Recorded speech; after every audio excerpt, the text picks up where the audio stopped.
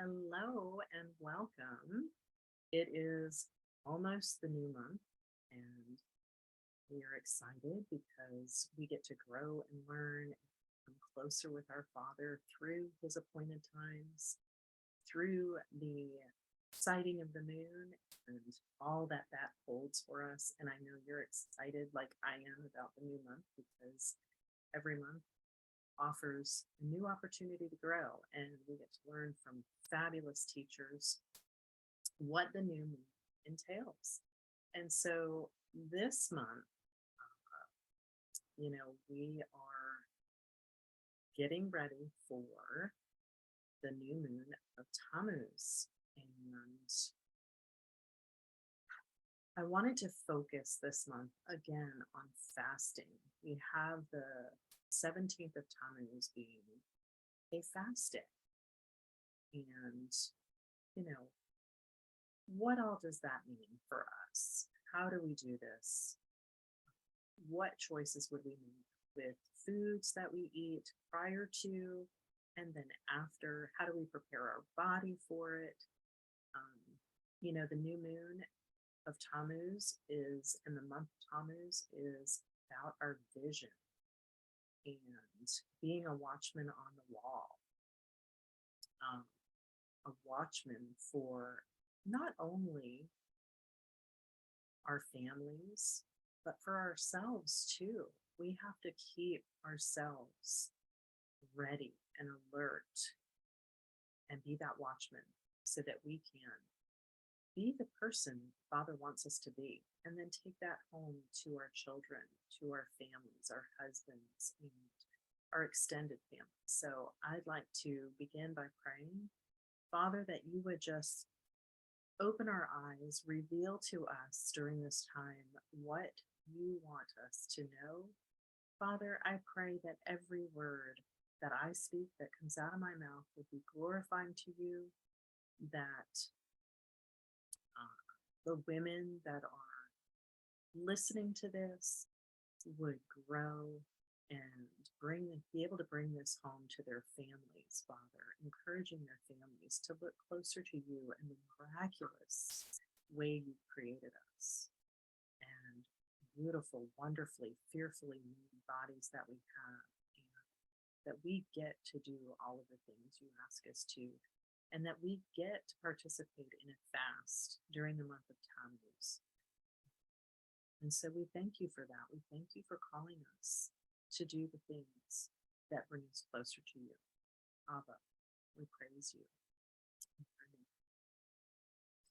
Okay, so again, we are a watchman. So what are we doing? We are watching out for ourselves as well as our family, right? Month is about vision, so watching. And when it comes to fasting, watching what we're putting in our body or not putting in our body, right? The fast of Tammuz, as with any fast that we're asked to be a part of, is just to bring us closer to the Father. It is a form and an act of worship to Him. And so I know last month I prepared for Shavuot, I prepared a recipe book for you, and Father asked me to do it again this month. And so that's what we're going to go through. And I have included some of the recipes that I had in the Shavuot book. I've included some here because they're just that good. At least I thought they were, think they are. So I want to begin by asking the question, if we're asked to fast, and we're fasting during this month of Tammuz, and there's other months that we fast too, or times, appointed times. Number one being Yom Kippur, right? As well as Tish B'Av, we fast for that. But there's other ones, the 10th of Tevet, the 17th of Tammuz,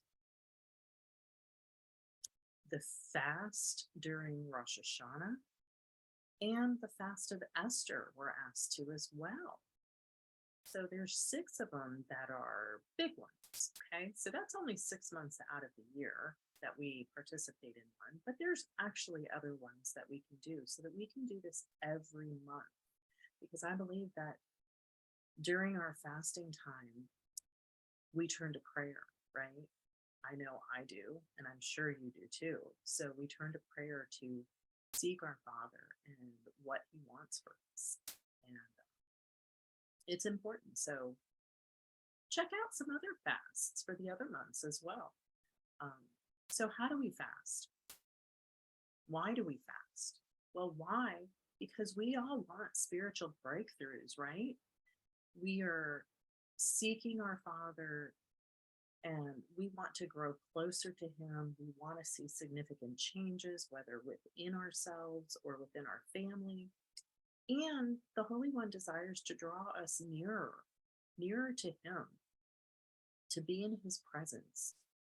And fasting is a great way to do that because of it being an act of worship, being an act of sacrificing to Yah. We are sacrificing when we give up food, right? At least it can be. Fasting and prayer can really help with so many things. Like I said, it can bring us closer to Him. It can help us embrace a discipline that maybe we haven't done before. It can unlock breakthroughs that we've been striving, that we've been yearning for, that we just haven't attained yet. It can help us pray. Maybe we're stuck and we're like, I know I should pray, but I just, life gets ahead of me and I just don't. So we can have that dedicated time of prayer during our fast. It really helps direct our focus to the Father. And, biblical tradition, observant people, they fast during this time, the 6 that I just mentioned. So, I just want to share with you that, in Romans 14, he says, for the kingdom of God is not all about eating and drinking, but righteousness, peace, and joy in the Ruach. So we get to experience the Ruach even more when we begin a fast.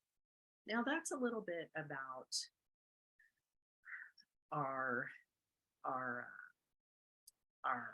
culture, our faith,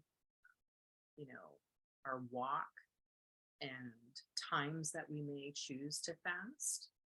Well, now, historically, fasting was done for religious reasons. And, it's because of the impact it makes in our lives, spiritually guiding us. And, I love the verse in Psalm where the psalmist pens, my soul thirsts for God, for the living God. So that's talking about thirsting for Him instead of feeding our foods to us, hungering for food. We can now thirst and know we're thirsting for Him. So I love that the psalmist wrote that, and that can transform our life. Leviticus 23 encourages us to fast, right? To humble ourselves. Many of us think fast, and present an offering to the Lord. And so fasting may be the very key that we need to do that, to make that offering. And I believe that fasting should be done with joy. When Yeshua, our Messiah, says in Matthew 6, when you fast, don't be so downcast. Don't be a hypocrite, with a sad countenance and disfiguring your face. Do it with joy. I think he might be thinking of Daniel when he's speaking that, not to do it with that sadness, I think he's thinking of Daniel, because at the end of their fast, Daniel and his friends, they they seemed better than they were before the fast, perhaps happier, perhaps joyful. Um, they were fatter, right? And so, what does that mean? It could mean we take today and PHAT as fat. Well, that's good, right? That's joy. That brings joy. Wow, that's cool. But it could also mean maybe they were healthier as well. We don't know exactly what that means, right? But we do know that they didn't eat the king's food. They ate, they fasted, and they fasted with fruits and vegetables. So they ate great. Now we're fasting a complete fast. We can. And, of course, it may be a challenge for us. It may be a challenge because of life circumstances. Maybe someone's pregnant, or maybe there's medical challenges that prevents a fast, or perhaps age. There's different reasons to not fast. But there's also different ways of fasting. So maybe it's not a full on fast, but maybe it's a certain item from our diet that we take out: sugar, chocolate, um, something that really has its hold on you. Perhaps fasting from that is a way to be submissive and fast for your Father. Um, we want to do it in a functional approach, right? We want to do it so that it transforms us rather than hinders us. And that transformation can really be physical, mental, spiritual for sure. So, healthy fasting, what does that look like? Well, there's many reasons to fast for our spiritual body, right? One, because he asks us to. Uh, but there's also reasons for our physical body. And I'm sure most of us have heard about intermittent fasting. And that is a form of fasting where you eliminate food for a certain amount of time, and it varies on how long.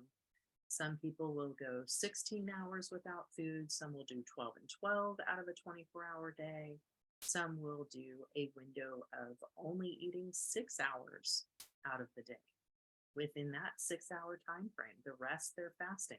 So there's multiple different ways of doing it. Some will even do a couple of days.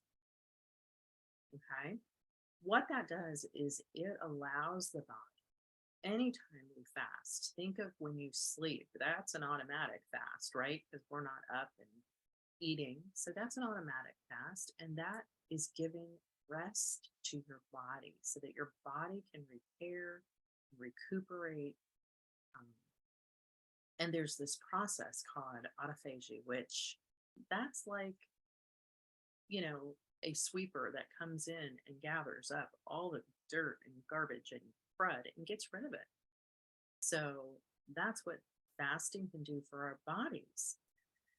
And it is essential. That's why we sleep. And it's so good to sleep for a longer period of time than shorter periods, for the most part. So,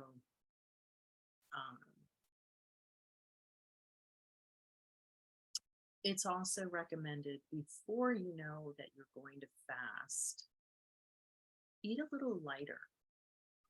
Eat a little lighter a couple days prior to, especially for the fast that we're going to participate in for the month of Tammuz. That is one, or for the 17th of Tammuz, that is one that we would do for a prolonged period of time. So we would want to maybe go into that a little easier for our body. And you can read about Tammuz, the 17th of Tammuz, on, go to Chabad, do a quick Google search, you can read about that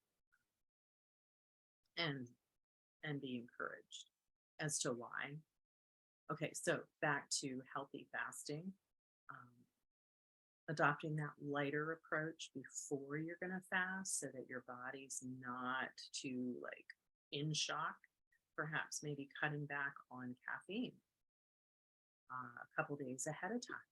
You can get a little bit of decaf and mix the two so that you're only having half the amount, and then less and less as you're coming up to that fast. And it's easy if you're doing it once a month, right? Now, intermittent fasting, you're going to do that over and over.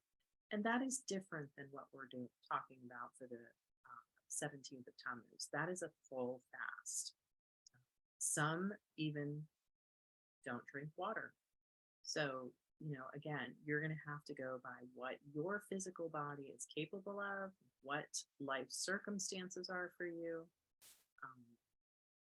But realizing that easing into it before we get there is going to be such a blessing for your digestive system. It's not going to overtax it. It's going to allow it to rest even more on that day of fasting.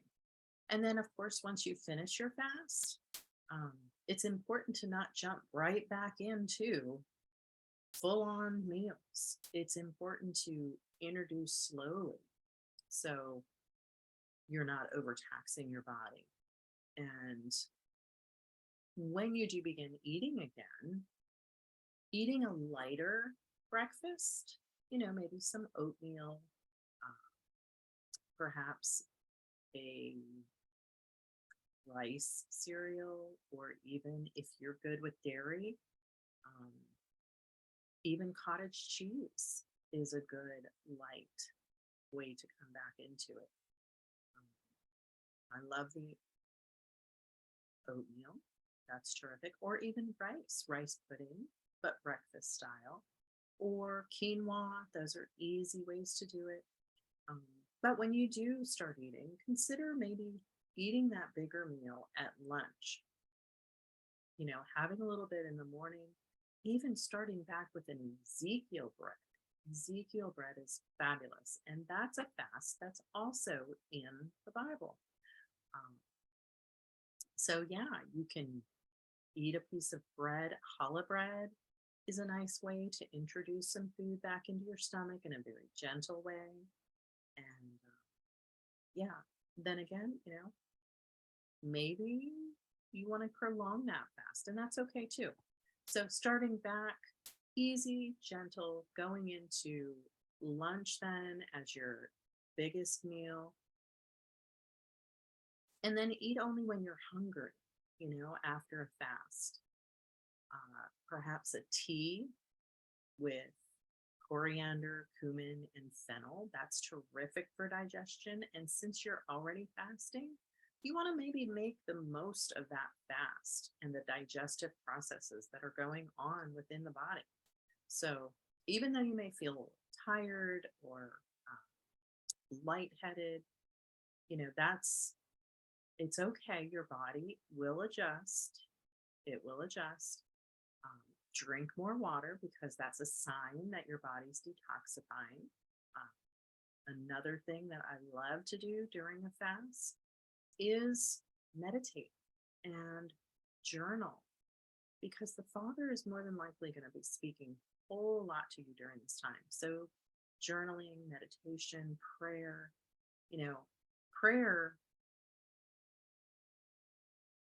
prayer is a sort of meditation, in my opinion, and I love to bring open the Bible, read, and then meditate on what He is speaking back to me with what He's showing me in His Word, and then meditating on it and mulling it over within my mind so that I can gain more understanding, and talking to Him continually.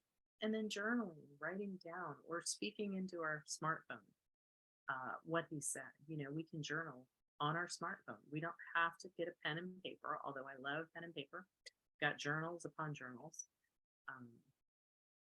But that's another joy that you may find during your fast.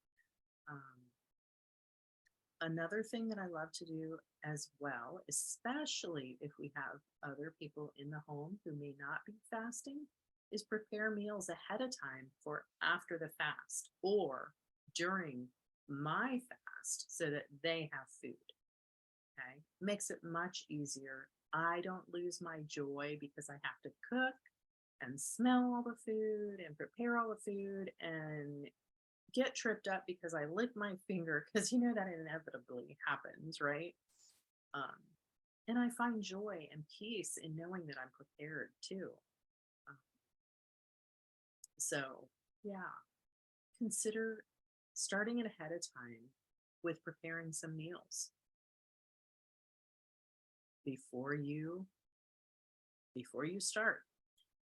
First Peter says, therefore, prepare your mind for action. Keep sober in spirit. Fix your hope completely on the grace to be brought to you at the revelation of Jesus Christ. So that right there, prepare our minds, preparing our food ahead of time for after the fast, or like I said, for your family members who aren't, that are in your home. He encourages us to do that, to be able to focus on Him.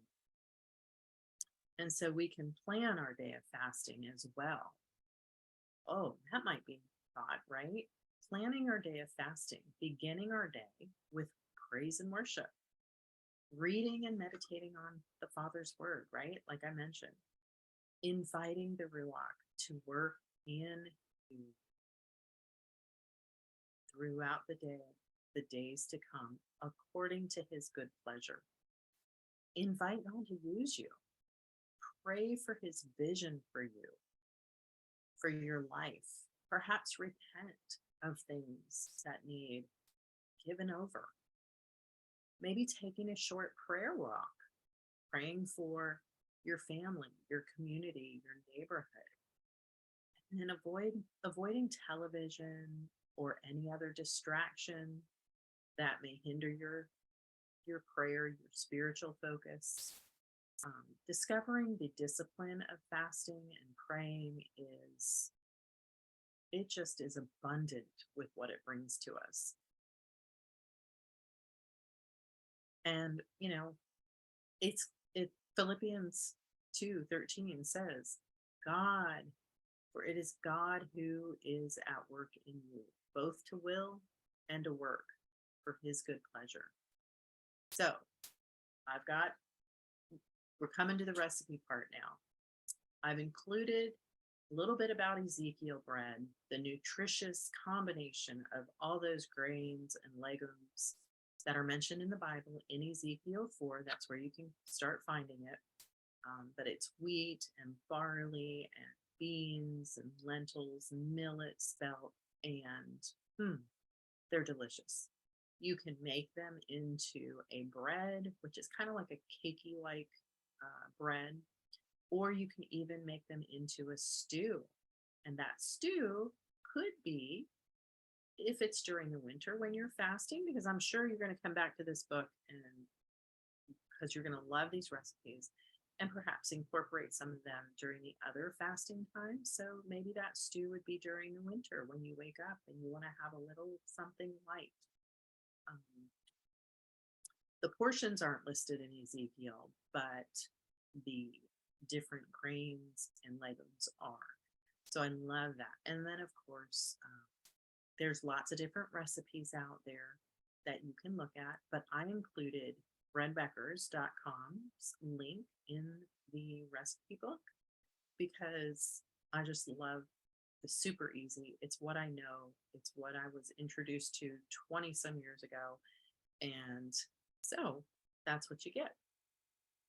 Now I have kept my sourdough recipe in here for challah bread. I have kept my tried and true trusted recipe of challah bread. And then I have also added a recipe that is superb for easing your digestion back into eating. And even during if you want to do a prolonged fast of just to let your digestive system rest, you can add this recipe into your daily life for a period of days, week, perhaps. Um, and it's called kachari.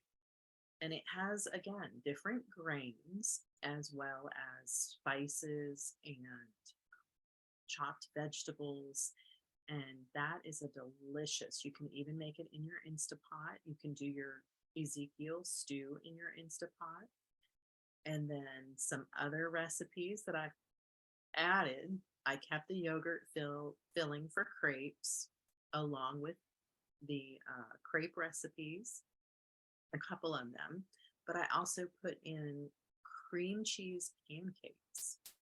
It's low carb. You're going to find a lot of low carb recipes in here because besides the challah bread and the Ezekiel bread, you're going to find a lot of low carb because with intermittent fasting and then cutting out some of the refined grains and gluten, your system is going to have a rest that it may not have had before. And everybody that knows about intermittent fasting is like, yes, intermittent fasting is terrific because we all want to lose weight as we age, or so it seems. So you're going to find some keto recipes, low carb recipes, and that's what this cream cheese pancake is. And it's light and it's super easy. Now, if you have dairy allergies or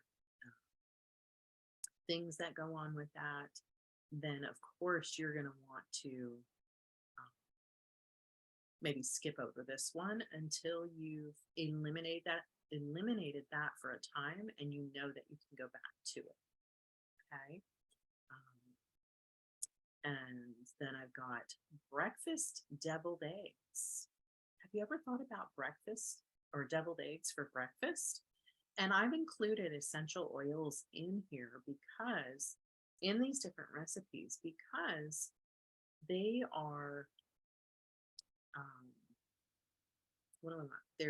they're on hand when you have them. They're on hand. You may not have some of the herbs or spices that are mentioned in some of these recipes. So if you've got your oils, boom, you're great. And we know that once we open that bottle, of essential oil, we know that it's going to automatically start to change the atmosphere. And that's what we look for during times of fasting, is changing the atmosphere, stirring it up a little bit, changing it around, helping us to move and walk and think in maybe a little better way. And so opening those bottles of essential oils is going to be a way to do that. So I encourage you to get these essential oils. If you need help, please just let me know. I can help you get them in your home so that you can begin using them too. And while you're cooking with them, you can add them to your diffuser so that you can have that fragrance going on and try different combinations of them. So we've got that breakfast deviled eggs. That's fabulous. And of course, even though I kind of categorize these as breakfast or lunch or dinner, you can mix it up. Even the dessert, you can mix it up and you can have a dessert for breakfast because these are so friendly and nutrient packed that you can do that. So the next one I have is a lox sandwich, keto style. So I've got a recipe in here for mug bread. If you've never heard of mug bread, you're going to love this, but I'm guessing a lot of you have because that is something that is very popular now. But the key here is we're going to make it in our Instapot versus the microwave because I am not a proponent of the microwave. And we use our Instapot a lot. So I'm using the Instapot for this one to make that bread. And then the topping on this, of course, is cream cheese with a little bit of black pepper essential oil in there. You could change it up and put a little bit of dill. You could put both. You could add a little bit of wild orange or lime, even, or lemon. Lemon brings out the flavor of our salmon. So we've got, of course, smoked salmon going on that, some cucumbers. So see how delicious that breakfast is going to be after a fast. Your mouth is going to be drooling, but you're going to wake up and go, ah, look what I get to have. I made it. I did it. Look what I get to have. All right. I told you, I left the almond. I left the coconut crepes. I did a separate low calorie bread. That's the mug bread. Lunch, kept the dill veggie dip, but I added an avocado egg salad. And again, you can have that for breakfast as well. It's super delicious. Super, super delicious. You can add your essential oil, dill essential oil again, to the olive oil before you mix that in. There's just a little bit that goes in there, drizzle if needed, but that's super terrific. You could change it up and add some cilantro. So yeah, and then, oh, this next one. Now this one is, it could be for lunch, it could be for dinner, it could really be any time you want this, and it is cauliflower rice burrito bowls. Doesn't that sound delicious? Again, it's light. It's light and power packed with flavors. You can make it a little spicy. You can maybe not have it a little spicy, but the oils that are used in that is cumin and cilantro, lime. So those again are some great essential oils to have on hand and spice up your dishes. Then I've got shashuka. Oh, have you ever had that? It's delicious. It's the whole peeled tomatoes and olive oil and onion and tomato paste and cooked in that iron skillet and then topped with that egg to kind of cook all together. That is delicious. Goodness, that is delicious. What a beautiful way to end your fast. That you could make a big one if you've got a family, several members in your family. You can make a big one of those. You can make a couple of those and serve that up. And let's see what else. Okay, so for dinner, I added bone broth because bone broth, you can have that when you wake up from your fast. You could start with that in the morning. Like I say, all of these recipes are interchangeable when you feel like having them. And bone broth is terrific for easing your digestion as well. Homemade bone broth is super easy to make.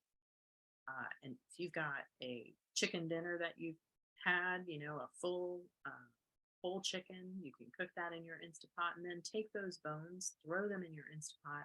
Got the directions there, and you can add your carrots and celery and onions and all that and make a delicious bone broth for after a fast.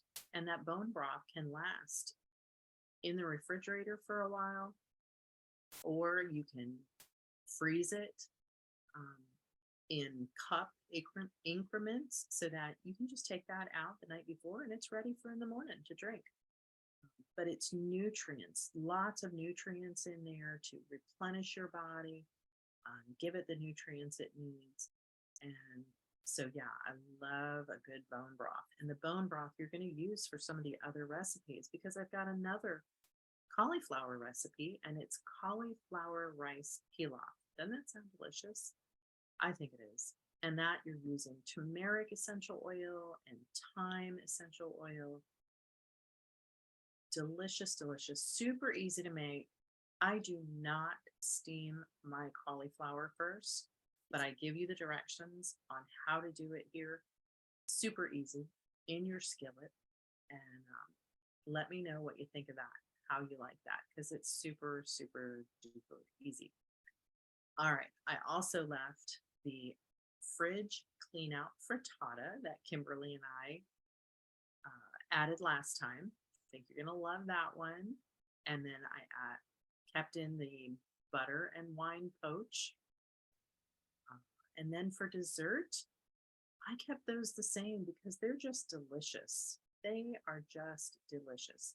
Now for the drinks, I kept the mango lassi as well as the horchata, but I added in a watermelon juice. And here's why. We can start a fast the day before a fast. We can start it with watermelon juice. The benefits of it is you're going to hydrate your body.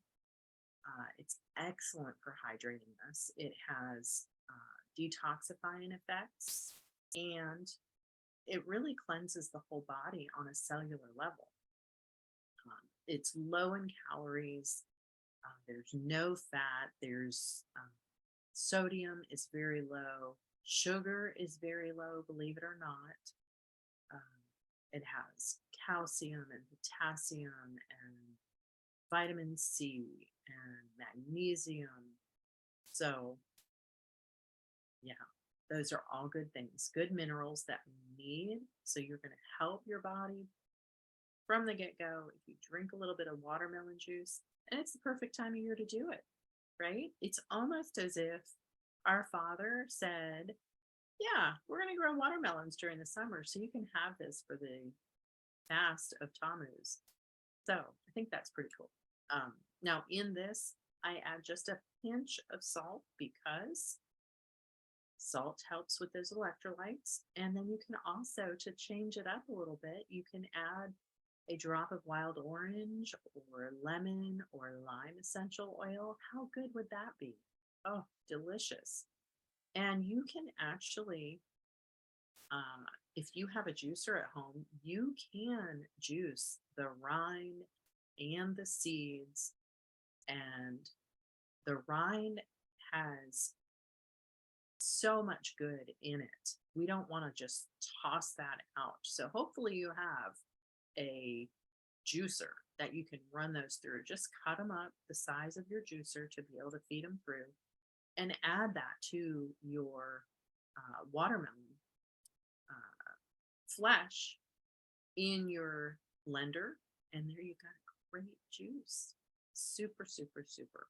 So that is about it. I know I have not talked a lot about the attributes of the oils in these recipes, simply because if you've listened to any of my classes in the past, I've covered these. So I encourage you to go back to your library, look at those, and enjoy using the essential oils in these recipes for fasting, for your health, because there's so much health benefits. I give all of that in the previous talks that I've done.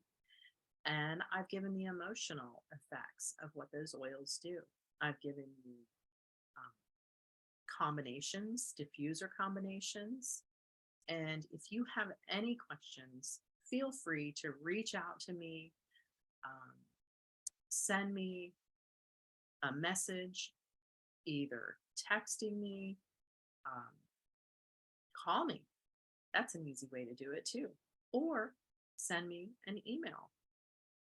My email, just so I get it right, that you can email me at is Debbie at, I know you're writing, DebbieFrenick.com. That's one of the easiest ways to reach me. But you can also email me at debbie.therootedcafe@gmail.com. But Debbie at Debbie Frenick is super easy. And I will get back to you. So I hope you enjoy your fast of Tammuz. Be encouraged with joy and just the love of our Father, knowing that He provided everything you need to be able to make it through a fast. And he provided everything you need within the essential oils to help support your body as well. And you can use those in your water to help support whether it's the kidneys, the liver, your eyes, you know, what do you need support with? Your intestines, your digestive tract. So many good reasons to use them. Um, I'd love to hear from you. Let me know, and we will talk soon. Thank you for joining.